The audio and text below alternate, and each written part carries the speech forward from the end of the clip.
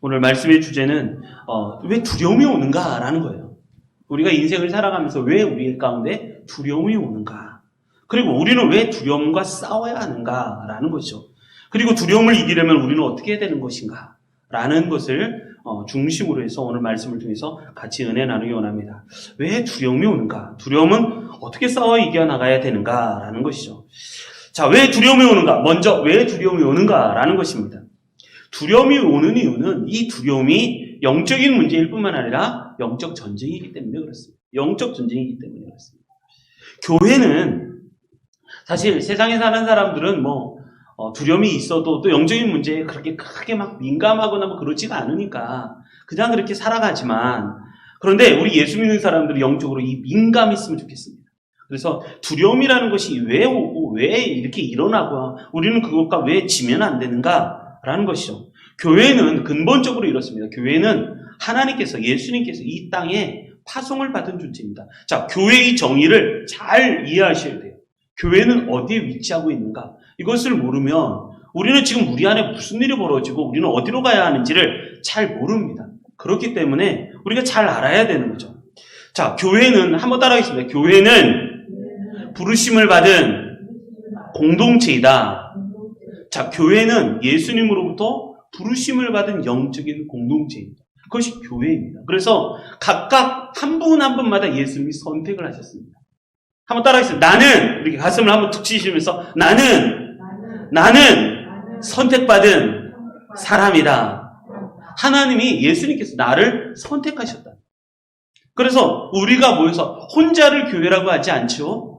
이렇게 우리가 성전이죠. 같이 연합을 해서 같이 모여서 성전을 만들어가는, 그렇기 때문에 이 공동체를 교회라고 말을 합니다. 그래서 나는 거룩하게 살아야 돼요. 나는 담배 피면 안 되고 술 마시면 안 되고. 왜? 나는 거룩한 존재니까. 하나님이 나를 선택하셨고 예수님이 나를 구원하셨으니까 나는 마음대로 살아가면 안 되는 거예요. 그래서 말을 하거나 생각을 하거나, 여러분 이쁜 생각하시기 바랍니다. 좋은 생각하십시오. 긍정적인 생각을 하시고, 안 된다, 걱정, 근심, 좌절, 나는 안 될 거야, 난 왜 이런지 몰라, 나는 그냥 그런 인생인가 봐, 이러시면 안 되는 거예요. 왜냐하면 나는 하나님 나를 선택하신 존재이기 때문에 그렇습니다. 그런데 교회의 또 하나의 정의, 개념은 뭐냐면, 교회는요, 한번 따라하겠습니다. 교회는 파송받은 공동체이다. 교회는, 지금 우리는 천국에 살지 않아요. 우리는 이 세상에 살아요. 그래서 하나님께서 이 세상에 우리를 파송하셨어요. 하나님께서 이 세상을 구원하시기 위해서 우리를 파송하셨어요. 그래서 우리 주변을 이렇게 돌아보면 우리는, 특별히 대한민국은요, 기독교 국가가 아닙니다.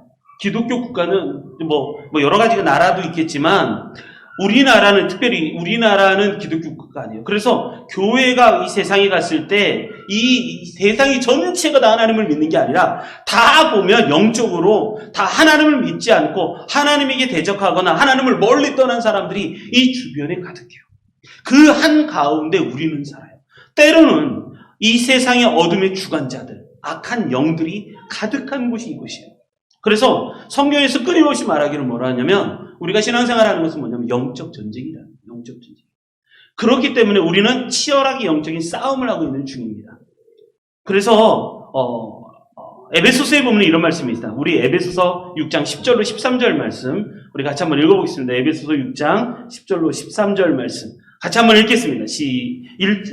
어디까지 보냐면, 자, 10절 11절부터 한번 읽겠습니다. 10절 11절 시작. 끝으로 너희가 주 안에서와 그 힘의 능력으로 강건하여 지고 마귀의 관계를 능히 대적하기 위하여 하나님의 전신갑주를 입으라. 아멘. 이거 뭐라고 그러냐면 이렇게 하는 거예요. 너희는 주 안에서와 그 힘의 능력으로 강건하여 지라는 거예요. 그리고 마귀의 관계를 대적하기 위해서 하나님의 전신갑주를 입으라 라고 말을 해요. 하나님의 전신갑주를 입으라. 왜냐하면 12절, 13절 말씀 때문에 그래요. 12절. 우리가 싸우는 적은 도대체 누군가? 12절 같이 읽습니다. 시작. 우리의 씨름은 혈과 육을 상대하는 것이 아니요 통치자들과 권세들과 이 어둠의 세상 주관자들과 하늘에 있는 악의 영들을 상대함이라. 아멘.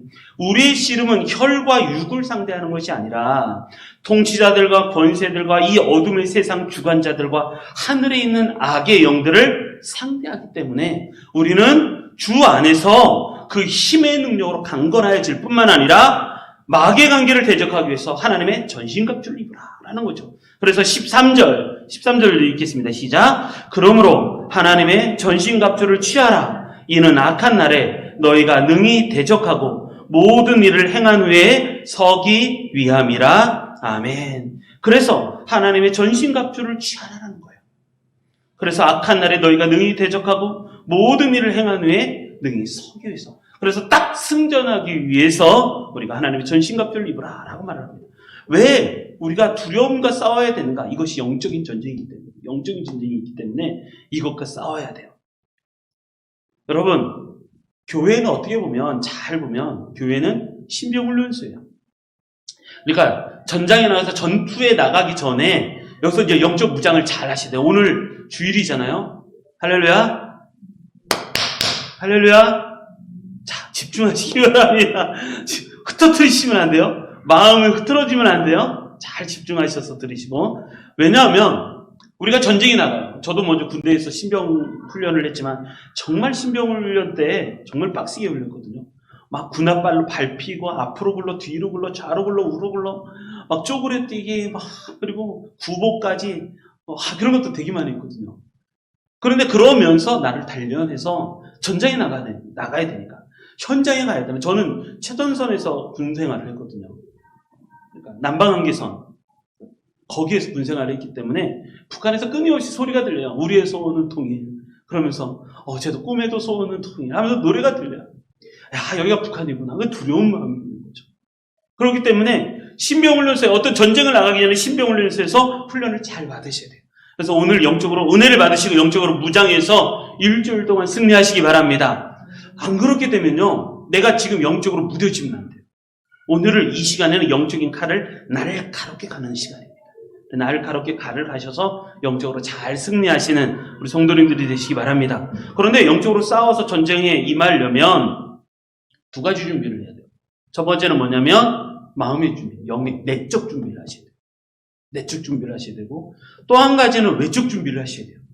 특별히 내적 준비와 연관이 있는 건 뭐냐면 이 두려움을 이기는 문제예요.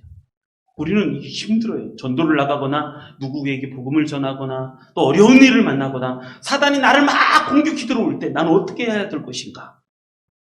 지금 성도님들을 많이 보고 또 주변에 많은 사람들을 보면서 다 하나같이 들리는 얘기가 뭐냐면 어렵다, 힘들다는 얘기예요. 이것은 뭐냐면 이제 사단이 우리를 공격하고 있다. 여기 보면 베드로전서 5장 8절로 9절 여기 보면 이렇게 얘기합니다. 같이 한번 읽어보겠습니다. 8절로 9절 읽습니다. 시작. 근심하라 깨어라 너희 대적 마귀가 우는 사자같이 두루 다니며 삼킬 자를 찾나니 너희는 믿음을 굳건하게 하여 그를 대적하라. 이는 세상에 있는 너희 형제들도 동일한 고난을 당하는 줄 알미라. 아멘. 근신하고 깨어라는 거예요. 왜냐하면 너희 대적 마귀가 우는 사자같이 두루 다니며 삼킬 자를 찾는다. 그렇기 때문에 근신하고 깨고 9절 너희는 믿음을 굳건하게 하고 그를 대적하라. 사단을 대적하라. 세상에 있는 너희 형제들도 지금 고난을 당하고 있다는 거예요. 어려움을 당하고 있으니까 마귀를 대적하라. 그렇기 때문에 우리 성도님들 잘 싸워서 이기시길 바랍니다. 이것이 영적인 전쟁이에요. 우리 성경 오늘 본문에도 보면 예수님도 제자들과 함께 똑같이 영적 전쟁을 하고 있었어요. 우리 같이 한번 볼까요? 22절부터 24절. 자, 22절, 23절 말씀 한번 보겠습니다. 22절, 23절. 우리 본문의 말씀이죠. 같이 한번 읽겠습니다. 시작. 예수께서 즉시 제자들을 재촉하사 자기가 무리를 보내는 동안에 배를 타고 앞서 건너편으로 가게 하시고 무리를 보내신 후에 기도하러 산에 올라가시니라. 저물매 거기 혼자 계시더니 아멘. 예수님이 제자들을 재촉하여서 자기가 무리를 보내는 동안에 배를 타고 빨리 건너편으로 가라는 거예요. 빨리 건너편으로 가라. 그리고 무리를 보내신 후에 예수님께서 기도하러 산에 올라가셨어요. 그리고 밤새도록 거기서 혼자 기도하셨다는 거예요. 자, 여기서 퀴즈 하나를 내겠습니다. 도대체 이 말씀 전에는 무슨 일이 있었을까요? 어떤 사건이 있었을까요? 자, 성경책 안 보시고, 성경책 보지 마시고, 요 말씀 전에 무슨 일이 있었을까요? 무슨 일이 있었기 때문에 예수님이 홀로 산에 가셔서 밤새도록 기도하셔야만 했을까요? 무슨 사건이 있었을까요? 그래서 읽은 사람은 압니다. 자, 무슨 사건이 있었을까요? 힌트를 드리면 오자로 시작합니다.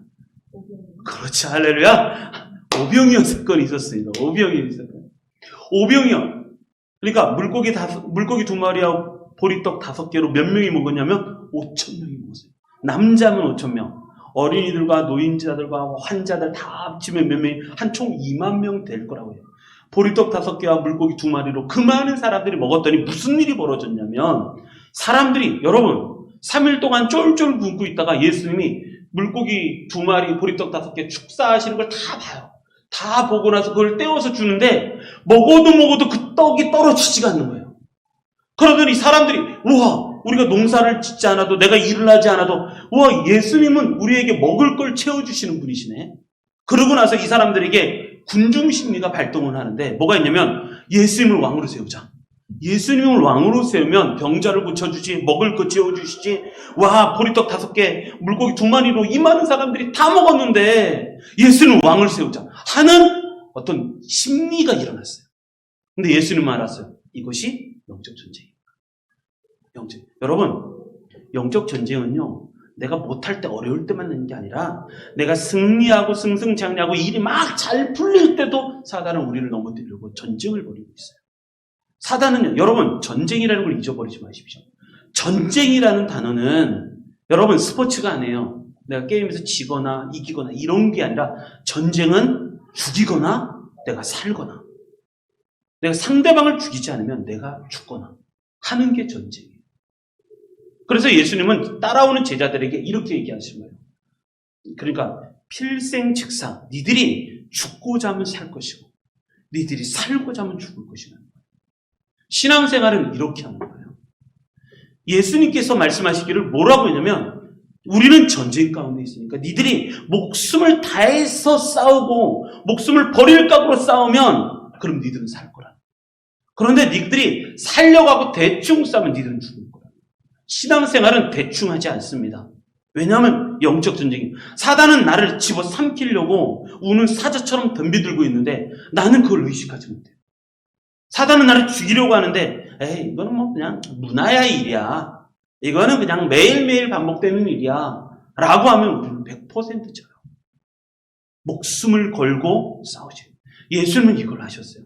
내가 보리떡으로 수없이 많은 사람을 먹였을 때 그 안에서 이 승리했을 때도 일어나는 전쟁들이 있고 사단이 또 왜냐하면 하나님의 뜻을 거스리잖아요. 예수님은 십자가를 지시는 것이 하나님의 뜻인데 이 사람들은 자기를 임금 삼으려 하니 내가 어떻게 그거를 어떻게 좋아 내가 인기가 좋아서 난 성공했지 이러면 지는 거잖아요. 하나님의 뜻은 따로 있는데 그 하나님의 뜻을 따라가야 되는데 내가 이 군중심리에 반해서 내가 그렇게 가면 내가 어떻게 승리할 수 있을까? 하나님이 기뻐하시지 않는다. 그래서 예수님은 무리를 빨리 재촉해서 빨리 이 흥분한 무리로부터 제자들을 빨리 구분시키는 거예요. 빨리 배를 타라. 빨리 타라. 너희들 빨리 가라. 그래서 재촉하시는 거예요. 예수님은 제자들을 빨리 재촉하시는 거예요. 그리고 빨리 보내요. 건너편으로 가라. 그리고 예수님은 홀로 산에 가서서 기도하시는 거예요. 예수님은 하셨어요. 지금 이것이 영적 전쟁이라는 거 하셨어요. 뿐만 아니라 제자들에게도 영적 전쟁이에요. 제자들에게도. 24절에 보면 24절을 같이 읽겠습니다. 시작. 배가 이미 육지에서 술이나 떠나서 바람이 거스림으로 물결로 말미암아 고난을 당하더라. 아멘. 배가 이미 육지로부터 술이나 떠나서 가는데 바람이 거스름으로 물결로 말미암아 고난을 당하는 거예요. 제자들도 영적 전쟁 가운데 있는 거예요. 그래서 뭐가 찾아오냐면 두려움이 찾아와요. 여러분 어떠십니까? 지금 신앙생활 잘하고 계십니까? 신앙생활 잘 승리하고 계십니까?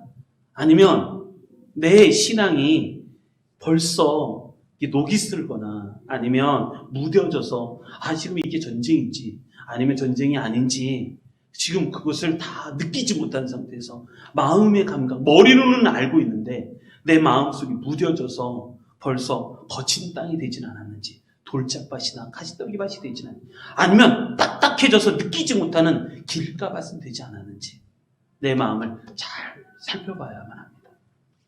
그러지 않으면 이길 수가 없습니다. 그러지 않으면 이 영적 전쟁에서 이길 수가 없습니다. 때로는 세상과 때로는 환경과 또 내 마음속에 찾아들고 밀려들고 있는 두려움과의 전쟁. 이걸 어떻게 할 것인가? 여러분 잘 이기시기 바랍니다. 이 영적인 싸움에서 잘 승리하셔서 하나님께 영광 올려드리고 또 내 안에는 승리의 기쁨이 넘쳐나시기를 주님의 이름으로 축원합니다. 그러면 두려움을 이길 때 어떻게 이길 수 있을까? 오늘 본문의 말씀을 통해서 세 가지로 오늘 말씀을 통해서 같이 은혜 나누기 원합니다. 먼저 우리 같이 한번 보도록 하겠습니다. 22절부터 27절까지 말씀인데 한번 쭉 한번 읽어보겠습니다. 22절부터 27절까지 우리 말씀을 한번 그냥 쭉 한번 읽어보겠습니다. 읽겠습니다. 시작. 예수께서 즉시 제자들을 재촉하사 자기가 무리를 보내는 동안에 배를 타고 앞서 건너편으로 가게 하시고 무리를 보내신 후에 기도하러 따로 산에 올라가시니라. 저물매 거기 혼자 계시더니 배가 이미 육지에서 술이나 떠나서 바람이 거스름으로 물결로 말미암아 고난을 당하더라. 밤 사경에 예수께서 바다 위로 걸어서 제자들에게 오시니 제자들이 그가 바다 위로 걸어오심을 보고 놀라 유령이라 하며 무서워하거늘 하여 소리 지르거늘 예수께서 즉시 이르시되 안심하라 나니 두려워하지 말라. 아멘. 27절 말씀까지 보았습니다. 첫 번째, 우리가 두려움을 이기는 비결.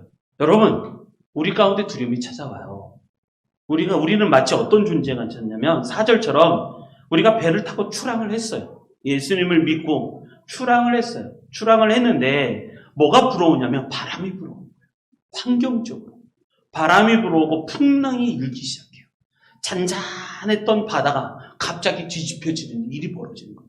이런 일들이 갑자기 우리 가운데 왔을 때 나는 두려워하지 않을 수 있을까? 나는 이길 수 있을까? 여러분, 제자들처럼 배가 이미 육지에서 술이나 떠나서 바람이 거스름으로 물결로 말미암아 고난을 당할 때 여러분 잘 이길 수 있으십니까? 이기셨으면 좋겠습니다. 지금 우리의 처지는 이런 것 같은 거예요. 그런데 이러한 상황 속에서 우리는 어떻게 영적 전쟁을 승리할 수 있을까? 첫 번째가 이 말씀입니다. 뭐냐면 예수님이 우리를 보내셨다라는 것을 절대 잊으시면 안 돼요. 그것 때문에 우리가 이길 수 있어요. 자, 다시 한번 22절에 보면 이렇게 말씀해요. 예수께서 즉시 제자들을 재촉하사 자기가 무리를 보내는 동안에 이 배를 타고 앞서 건너편으로 가라. 보내신 분이 누구시냐면 예수님이셨다는 거예요. 이거 잊어버리면 지는 거예요. 이거 잊어버리면 내가 두려움에 사로잡혀서 지고 무너지는 거예요. 안 그러면 이기는데. 즉 두려움을 이기는 방법, 그건 뭐냐면 첫 번째, 예수님이 우리를 보내셨다는 걸 잊어버리면 안 돼요. 예수님이 우리를 보내셨어요.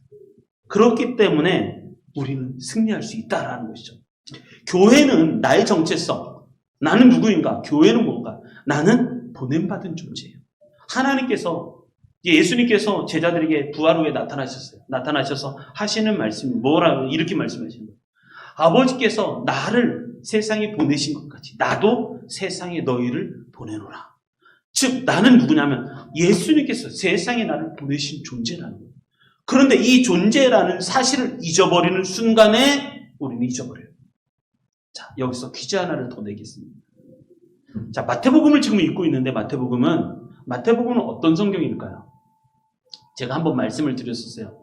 마태복음은 시작도 이걸로 시작하고 끝도 이걸로 끝나요. 그래서 마태복음을 별명이 뭐냐면 이른 성경이라고 말을 해요. 마태복음은 어떤 성경일까요? 네 글자. 성경. 무슨 성경일까요? 마태복음. 특징. 마태복음은 이것으로 시작해서 이것으로 생각을 했는데 마태복음 시작은 족보밖에 안 나오는데 족보 성경. 아닙니다. 자, 마태복음은 무슨 성경일까요? 자, 여기도 힌트를 드리겠습니다. 임자로 시작합니다. 임. 아멘. 오늘 장효수 시사님 1등 하십니다. 장효수 시사님 1등 하십니다. 마태복음을 뭐라 하냐면 임마누엘 성경이라고. 임마누엘 성경. 그러니까 마태복음의 시작은 임마누엘로 시작하는 거야. 예수 그리스도의 나심은 이러하니라. 그의 요셉이 아내와 동거하기 전에 성령으로 역사가 일어나서 임신하게 되었는데, 그러면서 먼저 그 이름을 예수 낳을 이름을 임마누엘이라 하리라 라는 임마누엘을 시작해요. 그런데 마태복음 끝도 그렇게 시작하는 거예요. 끝도 마태복음 끝도 어떻게 끝나냐면 이렇게 끝나는 거예요. 마태복음 끝에 보면 그러므로 너희는 가서 모든 민족을 제자로 삼아 아버지와 아들과 성령의 이름으로 세례를 베풀고 내가 너희에게 분부한 모든 것을 가르쳐 지키게 하라. 그리고 나서 끝이 나는 거예요. 볼지어다 내가 세상 끝날까지 너희와 항상 함께 있으리라. 이렇게 끝이 나요. 내가 세상, 예수님, 너희는 가라는 거예요. 너희는 가서 모든 민족을 제자로 삼아. 한번 이 말씀 암송 구절이죠. 한번 외워보겠습니다. 이런 거 제가 목사님 제발 그런 거 시키지 마세요. 근데 한번 외워보십시오. 한번 가지고 자, 한번 그러므로 너희는 가서 모든 민족을 제자로 삼아. 한번 외워보겠습니다. 준비. 시작. 그러므로 너희는 가서 모든 민족을 제자로 삼아 아버지와 아들과 성령의 이름으로 세례를 베풀고, 자, 잠깐만요. 보니까 띄엄띄엄 읽어요. 그래도 상관없어요. 한번 읽어봅시다. 그리고 내가 너에게 시작. 내가 너에게 분부한 모든 것을 가르쳐 지키게 하라. 볼지어다 내가 세상 끝날까지 너희와 항상 함께 있으리라 하시니라. 아멘. 아멘. 자, 이번 주 암송 구절. 이번 주 무조건 외우시기 바랍니다. 자, 우리는 어떤 존재면 이 세상에 파송받은 존재예요. 그런데 예수님이 파송을 보냈어요. 너희는 가서 모든 민족을 제자로 삼아 아버지와 아들과 성령의 이름으로 세례를 주고, 그리고 내가 너희에게 분부한 거 있지? 그 분부한 모든 것을 가르쳐라.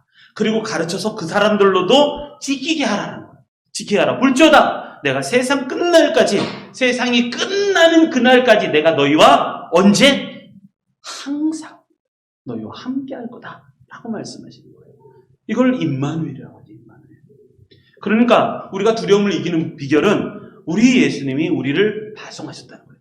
파송하셨는데 이 파송한 우리를 가만히 두겠냐는 거예요. 파송한 우리를 가만히 두겠느냐?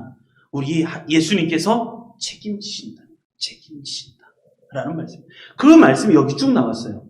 24절 예수님 보내셨어요. 빨리 재촉하셔서 빨리 무리를 보는 동안에 저 건너편으로 가라. 예수님이 산에서 기도하셨어요. 기도하시다가 예수님 갑자기 내려오기 시작합니다. 왜냐하면 제자들이 어려움을 당하고 있었어요. 풍랑과 물결로 인해서 배가 흔들리고 뒤집힐 상황이 오니까 제자들이 그걸로 인해서 어려움을 겪으니까 밤 사경에 25절 예수께서 바다 위를 걸어서 제자들에게 오시기 시작하는 거예요. 여러분, 이걸 기억하시기 바랍니다. 우리가 어려울 때가 있어요. 신앙생활하면서 어렵지 않은 사람이 세상에 어디 있겠어요. 환경적으로 어렵고 또 세상적으로 어렵고 또 마음의 내적으로도 되게 어려워요. 어려울 때가 많아요. 그런데 우리가 기억해야 되는 건 이 어려움을 예수님이 안다 모른다? 아시고 계신다. 이거 절대 잊어버리시면 안 돼요. 왜? 우리를 이 땅에 보내신 분이 예수님이신데 우리가 어려운 걸 모르시는 분이 아신다. 그리고 두 번째, 우리가 어려울 때 아실 뿐만 아니라 우리를 도와주시기 위해서 친히 예수님이 우리에게 오신다는 거예요. 오신다는 거예요. 그러니까 무슨 얘기예요? 어려움을 만나면 우리가 홀로 나 혼자 어려워 죽겠어요. 나 혼자인가 봐요가 아니라 우리는 혼자가 아니라는 것을 절대 잊어버리시면 안 돼요. 와서 우리를 도우시는. 신앙은 처음서부터요. 신앙이라는 건 처음부터 내가 하나님께로 가는 게 아니라 하나님이 나에게 오는 거예요. 신앙은 내가 하나님께 가는 게 아니라 우리가 어느 곳에 있든지 주님의 이름을 부르면 우리 주님께서 내게 오시는 거예요. 그래서 우리에게 도울 힘을 주시는 거예요. 힘을 주시는 거예요. 그게 우리 예수님이세요. 그리고 나서 여기 27절에 보면 근데 제자들이 이상한 말을 하죠. 제자들이 그가 바다 위를 걸어오심을 보고 놀라. 뭐라 하면 유령이다 하는 거예요. 유령이다. 물 위에 누가 걸어오는데 유령이다. 여러분, 믿음이 없으면요. 예수님이 가까이 와도 우리는 예수님을 유령이라고 그래요. 우리가 믿음 가운데 든든하게 딱 서 있지 않으면 예수님이 역사하시는 걸 보고 뭐냐면 세상이 하거나 마귀가 하거나 아니면 내가 잘하다 하거나 뭐 이렇게 생각을 해요. 그렇기 때문에 예수님이 우리를 도우러 오신다는 걸 잊어버리시면 안 돼요. 그런데 27절 예수께서 즉시 이르시되 뭐라 하냐면 안심하라는 거예요. 안심하라. 여러분 두려움이 오거나 환경이 어려울 때가 있을 때가 분명히 있어요. 이거 영적 전쟁이기 때문에 분명히 사단은요 우리의 마음을 빼앗겨 오래요. 사단이 와서 역사하는 건 세 가지. 우리의 마음을 빼앗고 그리고 우리는 결국 죽이는 거예요. 우리를 죽이고 그리고 멸망시키는 거. 사단은 가만히 두지 않아요. 우리를 야 신앙생활 잘하네? 믿음 좋네? 와 기도 열심히 하네? 그럼 건들지도 말아야지. 절대요. 막 긁기 시작해요. 사단은 우리의 약점을 너무나도 기가 막히게 알아요. 뭐에 약한지. 그래서 먹는 거에 약하면 먹는 것으로, 즐기는 거에 약하면 즐기는 거로, 남자에 약하면 남자로, 여자에 약하면 여자로, 세상에 약하면 세상으로. 사단은요 IQ가 2000, 3000도 넘어요. 우리는 아직 100도 안 되지만 하여간 그렇잖아요. 근데 사단은 와서 기가 막히게 우리의 약점을 알고 불독이에요. 한번 물으면 절대 놔주질 않아요. 물고 죽을 때까지 버티는 게 사단이에요. 왜? 사단의 목적은요 빼앗고 죽이고 멸망시키는 거기 때문에 그런 거죠. 그런데 예수님이 오셔서 딱 뭐라고 하시냐면 안심하라는 거예요. 안심하라. 내가 함께한다. 내가 함께한다. 안심하라. 그러니까 27절 예수께서 즉시 이르시되 안심하라. 나니 내가 왔으니까 두려워하지 마라. 두려워하지 마라. 아마 21세기의 성도들에게 주시는 예수님의 가장 큰 메시지는 뭐냐면 두려워하지 말라. 두려워하지 마라. 구약 성경을 보거나 신약 성경에도 똑같은 말씀이 굉장히 많아요. 뭐가냐면 모든 시대를 통틀어서 하는 얘기. 여호수아에게도 하셨고 모세에게도 하셨고 아브라함에게도 하셨고 야곱에게도 하셨고 다니엘에게도 하셨고 끊임없이 모든 세대들에게 하신 말씀 두려워하지 마라. 두려워하지 마라. 내가 여호와라. 두려워하지 마라. 예수님 말씀하시잖아요. 안심하라. 나니 두려워하지 마라. 내가 예수님 두려워하지 마라. 여러분 예수님의 마음은요 우리가 세상에 무서워하지 않는 거예요. 세상에 쫄지 않는 거예요. 세상에 겁먹지 않는 거예요. 그런데 우리가 세상에 얼마나 많이 겁을 먹고 마음속에 두려움을 갖고 힘들어하고 그래요. 우리는 결국 혼자가 아닙니다. 우리는 그렇기 때문에 외롭지 않습니다. 내가 외로운 건요 내가 예수님을 붙잡지 않는 거예요. 내 안에 계속 나 혼자 있는 것 같고 그래서 내 인생을 쫙 돌이켜보니까 내가 하나도 이룬 것 같지 않고 여러분 우리의 평가는요 하늘나라에서 평가를 받아요. 그러니까 예수님은 결코 우리를 내버려 두지 않으십니다. 고난을 당하면 어려움을 당해도 예수님은 결코 우리를 두지 않으세요. 왜? 예수님이 우리를 보내주셨으니 예수님이 우리를 책임지시고 어려울 때마다 우리에게 오셔서 우리를 도우시는 분이 예수님이시라는 거예요. 이걸 믿으시기 바랍니다. 믿으시고 승리하시기 바랍니다. 그럴 때 이길 수 있는 거예요. 그럴 때 이길 수 있어요. 그래서 첫 번째 우리가 두려움을 이기는 방법 예수님이 우리를 보내셨다. 그렇기 때문에 우리는 두렵지 않다. 예수님이 우리의 어려움을 아시고 우리의 고난을 아시고 뿐만 아니라 친히 찾아오셔서 우리의 안심하라 말씀하시기 때문에 두려움을 이길 수 있다라는 것입니다.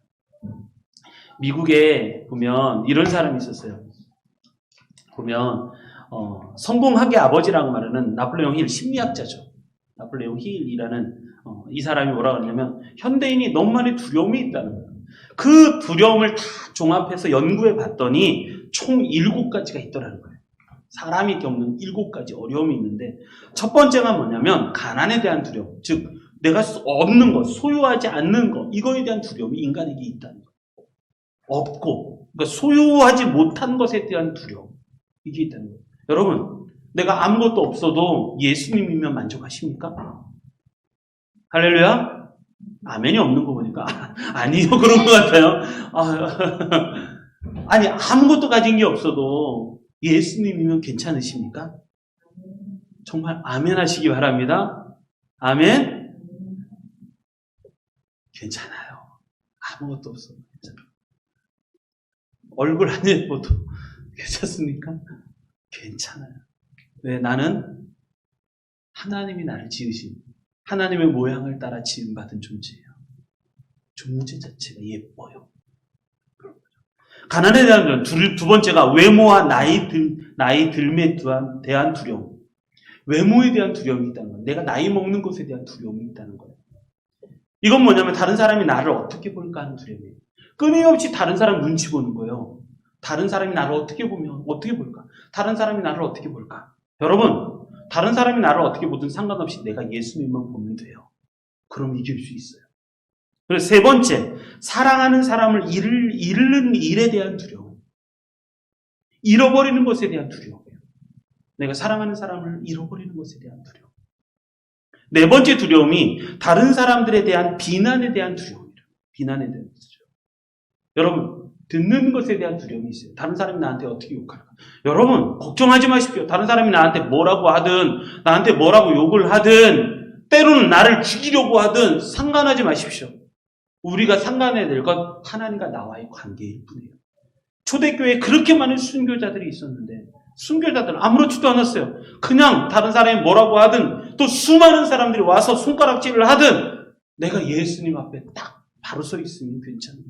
그래서 모든 초대교회 성도들은 거의 다 순교를 했잖아요. 순교 아무나 하나? 하나님만 보러 바라보는 사람만 순교할 수 있는 거예요. 그래서 현대인들은 듣는 것에 두려움이 있어요. 다른 사람이 나한테 뭐라고 할까? 여러분, 겁먹지 마십시오. 다른 사람이 뭐라 하는 거 그거 아무런 상관없어요. 나. 그리고 다섯 번째, 요즘 나오는 거죠. 질병에 대한 두려움, 코로나에 대한 두려움, 연약해지는 것에 대한 두려움, 코로나, 암, 병 걸리는 거 이거에 대한 두려움이 있어요. 그리고 여섯 번째, 자유와 상실에 대한 두려움.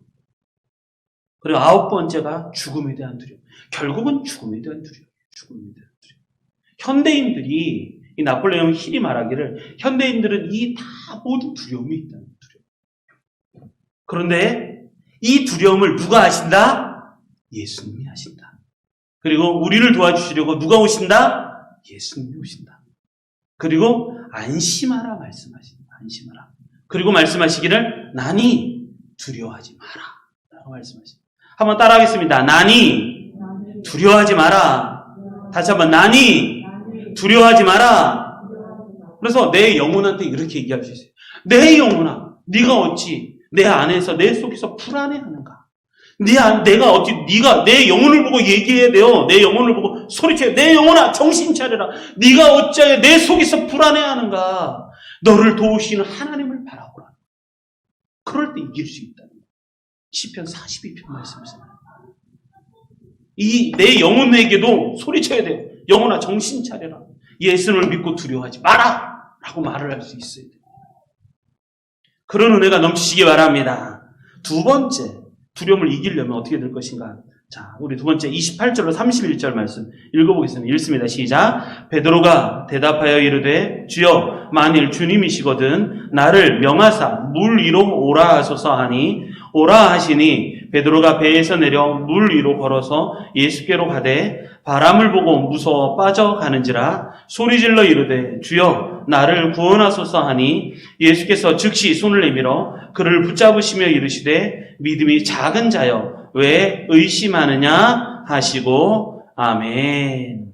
두 번째, 예수님만 바라볼 때 우리는 두려움에서 이길 수가 있습니다. 저는 이 구절이 참 좋아요. 뭐냐면 베드로가 갑자기 예수님! 손을 들고서 예수님이 맞습니까? 예수님이 맞다면 저로 하여금 물 위를 걸어오라 하십시오. 근데 예수님은요 이렇게 말씀하지 않으세요. 야, 그건 난하고 누구지 너 못 걸어. 너 그런 거 생각도 하지 마. 가 아니라 예수님은 이렇게 말씀하셨어요. 오라. 예수님은요 어떤 분이신가? 예수님은요 제가 좋아하는 부분인데 모험가세요. 예수님이 하셨던 기적들을 우리도 같이 일으키시길 원하시는 분이 우리 예수님이세요. 무리를 걷는 거요. 예수님 베드로처럼 저도 무리를 걷겠습니다. 저도 오라 하십시오. 그때 그 모험, 용기 그걸 너무 예쁘게 보시는 거예요. 그때 베드로가 무리를 걷기 시작해요. 풍랑이 그쳤다고요? 아니요. 풍랑이 있어요. 그런데 무리를 걷기 시작을 하는 거예요. 저는 저희 교회, 우리 드림교회 지금은 코로나로 인해서 뭐를 하기도 어렵지만 지금 기도하고 있어요. 하나님, 코로나 빨리 끝나게 해주시고 우리 교회 정말 신나게 신앙생활하게 해주십시오. 전 그런 스타일이에요. 청년들을 지도하다 보니까 뭐가 있냐면 하고 싶은 거요. 하나님이 주신 은사대로 마음껏 했으면 좋겠어요. 제가 제도적이고 조직적인 교회에 있다가 보니까 뭐를 하려고 해도 혼났어요. 청년들 데리고 MT를 가려고 그러면 왜 너 돈 많이 쓰냐고 그러고. 청년 도대체 MT 가서 왜 놀기만 하려고 그러는 거예요. 그게 노는 거예요. 막 교제하는 거 훈련이고 그런 거지. 그런데 막 그런 거 못하다가 제가 담임 목사 되고 나서는 진짜 하고 싶은 거 마음대로 할 수 있는 우리 청년들 하고 싶은 거 마음대로 하는 우리 청년은 아지트를 만들었잖아요. 청년부 아지트. 지난주에 사무실 가서 예배를 드렸는데, 그리고 우리 야곱이가 사주는 맛있는 밥을 먹었어요. 할렐루야. 못 먹은 사람은 어쩔 수 없지만, 먹은 사람은 맛있게 먹었습니다. 하여간, 못 먹은, 우리 청년들은 따로 모여서 한번 또 파티를 한번 열었으면 좋겠고, 치킨은 목사님이 쏠게요. 하여간, 그러면 좋을 것 같고. 근데 뭐가 있냐면, 아지트를 만들고, 그러니까 또 모임도 갖고. 그러니까 뭐를 하려고 하면 정말 하나님이 주신 은사대로 마음껏 했으면 좋겠어요. 목사님, 저 선교하고 싶어요. 가십시오. 어떤 권사님이 저한테 물어보는 거예요. 목사님, 해외 단기 선교 안 가시나요? 가고 싶어요. 저는 매해 가고 싶고, 한 달 동안 내내 가고 싶고, 대학생들 있으면 대학생들하고 매번 가고 싶고, 그 청년 때 해봐야죠. 언제 해봐요? 우리 작년부터 하고 싶은 거 마음대로 한번 해보고, 정말 그러고 싶어요. 왜냐하면 예수님도 그러신 분이에요. 무리를 걸어오라 하십시오. 너 안 돼. 너 못해. 그건 나만 하는 거야. 그가 아니라 와라. 너 무리를 걷기 시작해요. 근데 문제는 30절이에요. 물 위에서, 여기 보면 29절. 오라 하시니 베드로가 배에서 내려 물 위로 걸어서 물 위를 걷기 시작해요. 걸어서 예수께로 가기 시작해요. 그런데 30절, 바람을 보고 무서워 빠져가는지라 소리질러 이르되 주여 나를 구원하소서. 뭐냐면 바람을 보고 무서워 시작하기 시작하는 거예요. 바람을 보고 무서워지니 물에 점점 빠져가기 시작하는 거예요. 여기에 굉장히 큰 영적인 진리가 숨어 있습니다. 뭐가냐면 신앙은요, 예수님을 바라볼 때 승리할 수 있고 예수님을 바라보는 것을 놓칠 때 신앙은 무너지게 되어 있어요. 그래서 신앙은요, 예수님을 바라보는 것에 대한 싸움이에요. 내가 뭘 바라보느냐라는 거예요. 내가 뭘 바라보느냐. 내가 예수님을 바라보느냐, 아니면 내가 세상을 바라보느냐, 내가 뭘 바라보느냐라는 거예요. 그게 우리의 싸움이에요. 베드로는요, 처음에 잘 시작했어요. 그리고 한 걸음, 두 걸음도 잘 갔어요. 그런데 끊임없이 소리가 들려요. 바람 소리가 들리고, 그리고 파도 소리가 들리고, 물결이 뛰어놀고, 그러다 보니까 예수님에서 덜컥 시선이 떨어져서 풍랑을 보기 시작했어요. 풍랑을 보기 시작하니까 여러분, 영적인 전쟁은요, 내 안에부터 무너져요. 밖으로부터 무너지는 게 아니라 내 안에부터 무너지니 밖으로 다 무너지는 거예요. 그랬더니 뭐가 찾아오냐면 두려움이 찾아와요. 두려움이 찾아오니까 내가 물속에 빠져가기 시작해요. 여러분, 이게 싸움이에요. 영적으로 싸움. 지금 나는 무엇을 보고 있는가? 내가 바람을 보고 있는가? 아니면 내가 예수님을 보고 있는가? 내가 세상을 보고 있는가? 내가 말씀을 보고 있는가? 어떤 거냐라는 거죠. 그러니까 믿음과 바람, 세상의 싸움이에요. 이 두 싸움은 끊임없이 될 거예요. 주님 오시는 그날까지. 끊임없이 싸워질 거예요. 그때 베드로가 잘한 게 하나가 있어요. 여러분, 힘들고 어려울 때 있고 물에 빠져갈 때도 있어요. 그런데 베드로가 잘한 게 하나가 있는데 그게 뭐냐면 예수님에게 소리를 질렀다는 거예요. 30절, 바람을 보고 무서워 빠져가는지라. 그런데 베드로가 말하기 소리질러 이르되 주여 나를 구원하소서라는 거예요. 주여 나를 구원하소서. 근데 소리를 안 질러요. 여러분, 믿음이 식으면 나타나는 첫 번째 현상, 소리가 줄어들기 시작해요. 기도 소리가 너무 작아지기 시작해요. 소리를 지르려고 하는데 내 안에서 터져나오지를 않아요. 주여! 기도를 하는데 맥이 하나도 잡히지가 않아요. 그냥 힘이 빠지기 시작해요. 그게 우리에게 나타나요. 예전에는 막 뛰면서 기도하고 뛰면서 하나님을 찬양하고 그랬는데 지금 어느 순간인가 영적으로 내가 외롭기 시작하면서 내가 하나님께 기도하려도 기도가 터지지가 않는 거예요. 미친.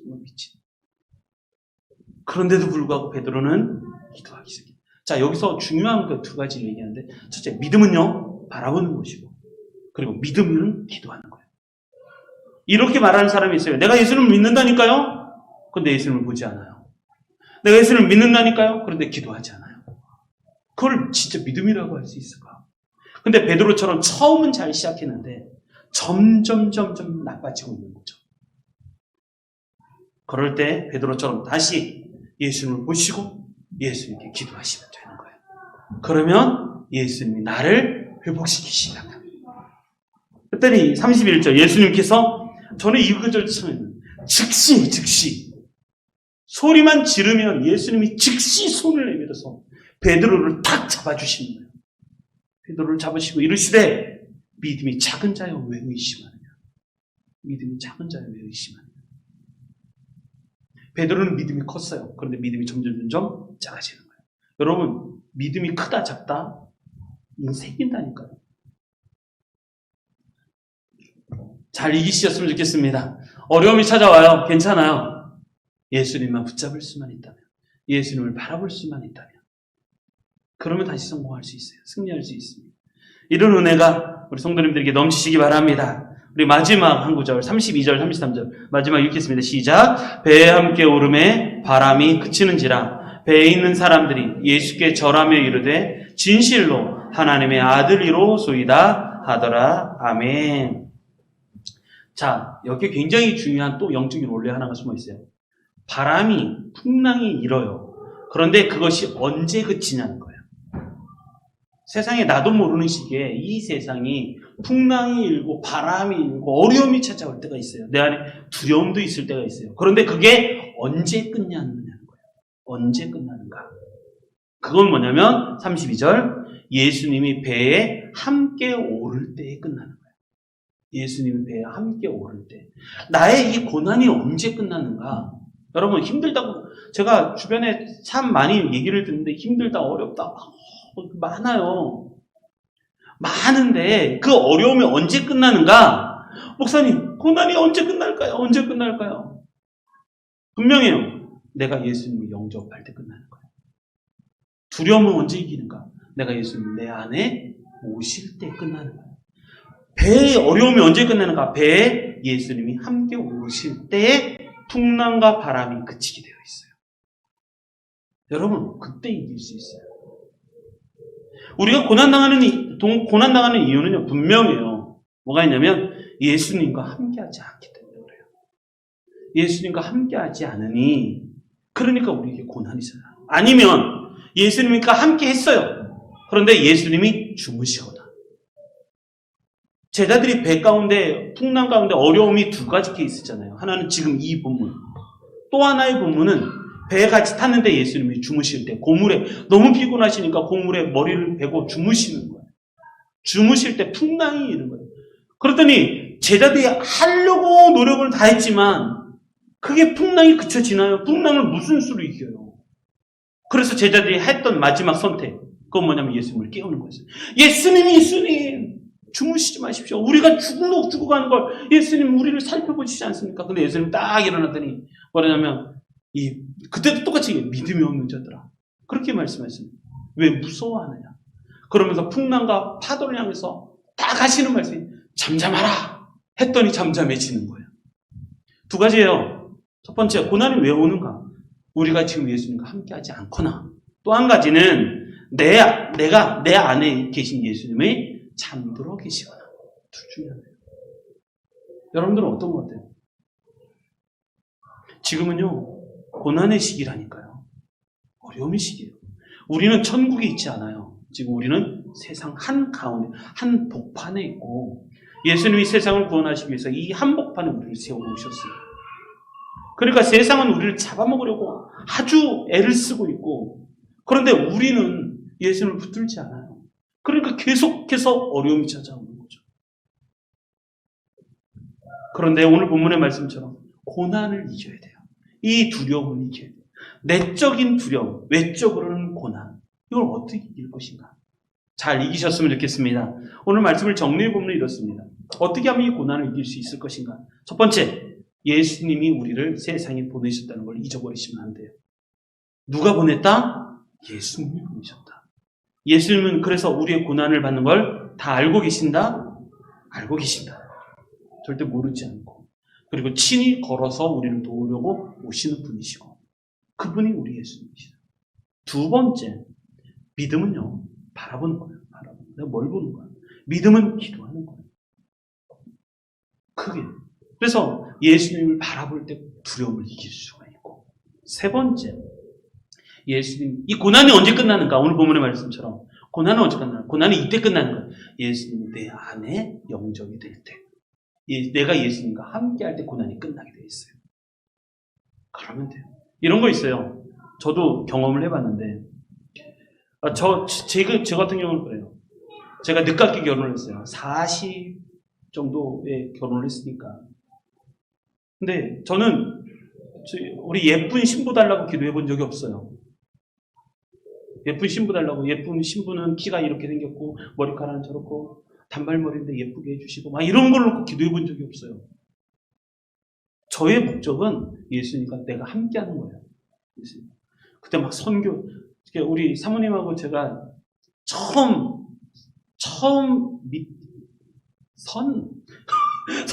선을 처음 볼 때, 그때 선교를 앞둔, 국내 선교를 앞둔 일주일 전인가 그랬어요. 그래서 만나고 나서 처음 했던 100%의 모든 얘기는 다 선교 얘기만 했던 것 같아요. 누가 데이트가 가고 선보는 자리가 가고 선교 얘기를 해요. 저는 그랬어요. 사모님을 위해서 기도한 게 아니라 저는 하나님의 일을 하니 하나님이 예쁜 천사를 저에게 보내주셨죠. 할렐루야. 이러시면 안 돼요. 남 잘 되는 일을 못 봐요. 그러면 안 되는 거예요. 여러분, 고난은 언제 끝나는가? 예수님이 내 안에 영접이 될 때 끝나는 거예요. 안에 영접이 될 때. 그런데 내 안에 계신 예수님이 잠들어 버리면 안 돼요. 예수님이 주인이 되셔야 되는 거죠. 그럴 때 고난이 끝나게 돼 있어요. 자, 마지막 이야기 하나 하고 말씀 마치겠습니다. 크리소스톰이라는 사람이 있습니다. 황금의 잎이라고 불렀어요. 제가 이 크리소스톰 역사를 좋아해서 크리소스톰에 대한 연구도 했는데, 이 크리소스톰이 옳은 이야기를 하다가 약 4세기경에 로마 황제에 대해서 그러다가 유독시아 이렇게 황제의 아내였던 유독시아라는 사람이 사치하고, 이 사람이 저기였었잖아요. 그때의 대주교 그때. 근데 이 사람이 그거에 대해서 얘기하다가 유배를 갔어요. 유배를 가서 떠나는 그날 제자들이 막 몰려와서 크리스토스에게 걱정돼갖고 많은 얘기를 해요. 그러다가 크리스토스에게 뭐라냐면, 아니 지금 유배 가면 안 된다고, 유배 가면 돌아오지 못할 거라고, 거기 가면 죽을 거라고, 가면 안 된다고 막 울며 불며 걱정을 했어요. 크리스토스를 막 붙잡고 가지 말라고 얘기를 했어요. 근데 크리스토스이 딱 뭐라고 그러냐면 이렇게 얘기를 해요. 역사에 보면 이렇게 얘기해요. 두려워하지 마십시오. 두려워하지 마라. 나의 생명은 예수 그리스도에게 있다. 죽음 뒤에 천국을 알고 있는데 내가 어떻게 죽음을 두려워할 수 있겠는가? 유배를 떠나는 것이 두려울까? 모든 땅과 세상이 주님의 것인데 고향을 떠난다고 해서 두려울 것이 무엇인가? 나의 소유를 잃는 것? 나는 빈손으로 왔다가 빈손으로 갈 뿐이다. 저들이 우리를 쫓아내면 우리는 엘리야처럼 될 것이고, 사자굴에 놓으면 다니엘처럼 될 것이다. 돌을 친다면 스데반처럼 될 것이고, 목을 친다면 나는 사도처럼 될 것이다. 저들이 나를 매질한다면 나는 사도 바울처럼 될 것이다. 자, 이제 제자들이여 대답해 보아라. 하나님을 의지하는 사람이 두려울 이유가 어디 있다는 말인가? 그러면서 유배를 가요. 여러분, 지금 이 내용은 주보에도 실어놨어요. 주보에도. 이모션에도 실어놨는데, 여러분, 우리에게 무슨 두려움이 있겠어요? 예수와 함께 하는데, 임마누엘의 신앙을 갖고 있는데, 우리에게 뭐가 두렵겠어요? 저는 세상에 파송받은 게 교회다라고 믿는다면 우리는 영적으로 잘 훈련받아야 돼요. 왜 교회 훈련이 필요할까? 전쟁에 나가기 전에 준비하지 않는 군인이 어디 있어요? 총 쏘는 법, 그리고 이렇게 노숙하는 법, 그리고 밥을 빠른 시간에 어떻게 지어먹는 법, 그리고 나를 단련시키는 법, 그리고 내 안에 두려움을 이기는 법, 그걸 다 배우고 나가죠. 그것 없이 누가 전장터에 그 사람을 내보내겠어요? 우리는 그런 영적 훈련을 해야 돼요. 지금 막 부딪히면요, 이길 수가 없어요. 이길 방법이. 왜? 사단은요, 목숨을 걸고 싸운단 말이에요. 근데 우리는 목숨을 안 걸어요. 지금은 전쟁의 시기입니다. 두려워하지 마십시오. 결코 두려워하지 마십시오. 사자는 개를 보고 쫄지 않는다. 사자가 어떻게 개를 보고 쫄겠어요? 호랑이가 개를 보고 쫄겠어요? 호랑이는요, 무서울 게 없는 거예요. 우리는 하나님의 백성은 세상에 무서울 게 없는 존재예요. 그러므로 이기시기 바랍니다. 두려워하지 마십시오. 우리는 이길 수 있습니다. 왜? 예수님이 이기셨습니다. 예수님도 목숨을 걸고 싸우셨잖아요. 십자가에서 죽으시고 부활하시면서 목숨을 거시며 싸웠잖아요. 우리도 어떻게 해야 되는가? 목숨 걸고 싸워야죠. 말로만 신앙생활 하지 마시기 바랍니다. 진짜 가짜가 되지 마시고 진짜가 되셨으면 좋겠어요. 믿음은 있다고 얘기하는데 아무것도 못해요. 그러니까 믿음은요, 내 마음속에 다짐을 믿음이라 하지 않아요. 믿음은 기도를 이야기하든 말씀을 보든 그것을 실행으로 옮길 수 있는 능력을 가진 자가 믿음이 큰 자인 거예요. 아무것도 안 하고 아무것도 못하는데 그걸 어떻게 믿음이 크다라고 말을 할 수 있겠어요? 그러니까 예수님을 믿으시고 두려워하지 마시길 바랍니다. 그래서 일주일 동안도 승리하시고, 벌써 시간이 오늘 28일이잖아요. 6월 반이 지나갔어요. 6월이 아니라 2020년의 반이 지나갔어요. 새로 시작하십시오. 7월부터는 새로 시작하십시오. 두려워하지 마시고 새로 시작해서 승리하시는 우리 모든 성도님들이 되시기를 주님의 이름으로 축원합니다.